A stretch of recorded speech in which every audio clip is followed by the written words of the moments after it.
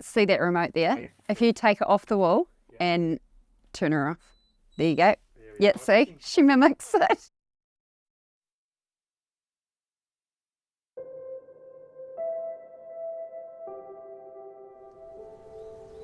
I have anxiety, suspected ADHD, and PTSD and depression. It all kind of started when I was about 14, 15. I had younger siblings and always felt like I wasn't good enough, I suppose. And it's just like a ball in my chest. Just sits there. It's pretty horrible. Always worrying about things too. Always worrying that, I'm not a good enough mum, or that I don't do enough for the kids, or, when I was pregnant with them, it was like I wasn't going to be able to look after my own children. But since I've got older, it's a lot easier. It makes me quite angry, I think, more than anything. And I feel like I can't sit still.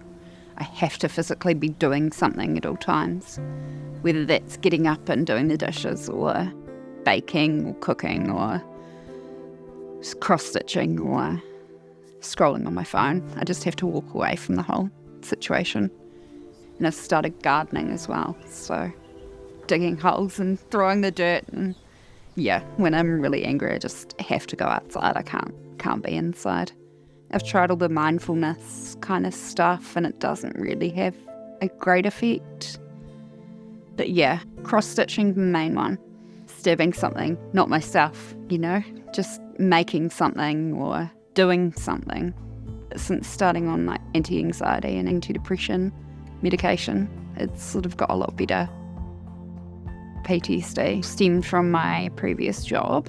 I used to work at a pet store. I had a manager who was very much a, you do this, you do that, you don't matter kind of thing, you're just a staff member. And when I got pregnant, he was very vocal about the fact that he didn't like that. I was going to be leaving. And it ended up being that he would just find things to pick on, things to do, say, how to make me feel. Pretty little. And I just got to a point where I was like, I can't work here anymore. Had to go on medical leave. It was just like, I'm not going to fight for my job anymore. There's plenty of other jobs around I can see ya. But still, every time I drive past or have to go over that side of town or go to even another one of the stores, I get really clammy, my hands full on sweat. I've got sweat dripping down my back, and it's all that PTSD. I was real bad, really, really emotional. Kind of went on and off my medication, didn't look after myself. And as a result, I had to have all my teeth removed because I was just drinking coffee and energy drinks and this, that, and the next thing, and I wasn't looking after myself. I didn't even want to get out of bed. And luckily, I had my ex-partner to support me, but if I didn't have him, I don't think I'd be around anymore. In terms of actually getting help, like the hospital weren't so great. It was quite hard to actually sit there, and they'd just take their time. And then they'd come back and go, well, you're not serious enough to warrant any help. So I'd go home and feel like absolute crap again. Luckily, I've got quite a good doctor. We've played around with all my medications, and now that I'm on melatonin, I'm getting a better sleep at night. But there was a time where I just wasn't sleeping, wasn't eating, no appetite, which sucked, especially when I was pregnant. There was a time where I'd smoke a lot of marijuana, a lot of cigarettes. I go through a 25 pack every 2 days.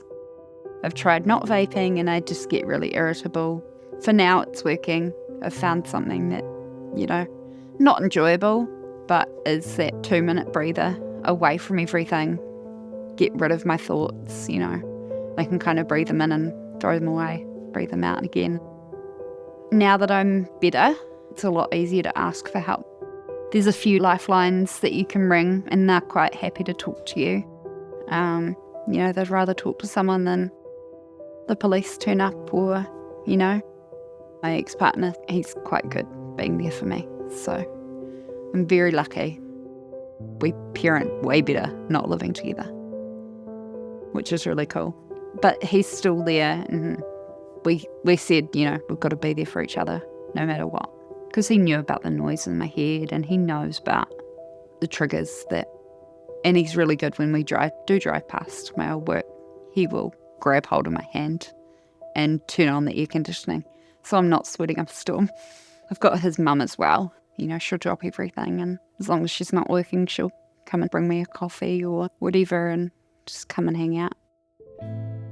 I used to feel like I wasn't going to be an okay human, but now I know that it's quite normal, and everything I've been through in life is pretty normal, and I'm not alone. But I felt very alone as a kid, very alone. Definitely having kids made me realise just that I do need to get help when I need help and not to let it simmer. I kind of learnt a lot of coping mechanisms, and as an adult I've learnt a lot of coping mechanisms just by having my kids and knowing that, I've got Lego to play with now, so it's quite good. I just tell myself, don't do anything stupid. You really want to be here in 10 years' time, 15 years' time. You really do want to be here because your kids are pretty cool.